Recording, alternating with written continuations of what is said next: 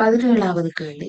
ரஃபிக் என்பவர் மேற்கு திசையை நோக்கி 80 மீட்டர் நடக்கின்றார். பின்னர் வலம்புறம் திரும்பி 20 மீட்டர், மீண்டும் வலம்புறம் திரும்பி 35 மீட்டர் செல்கின்றார். கடைசியாக மீண்டும் வலம்புறமாக திரும்பி 20 மீட்டர் சென்று தனது இலக்கை அடைகிறார் எனில் புறப்பட்ட இடத்திலிருந்து எவ்வளவு தூரத்தில் நிற்கின்றார்? அப்ப இதுல கொஸ்டின் வந்து டிஸ்டன்ஸ் என்னன்றதுதான் கொஸ்டின்.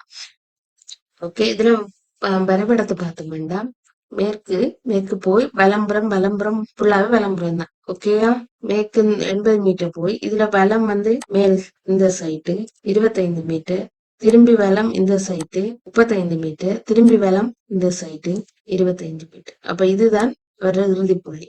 இறுதி புள்ளிக்கும் தொடக்க புள்ளிக்குமான டிஸ்டன்ஸ் என்னன்னு பார்த்தோம்னா இது டோட்டல் வந்து 80, இது 35. சோ இது வந்து 45. அப்ப விட வந்து சி 45.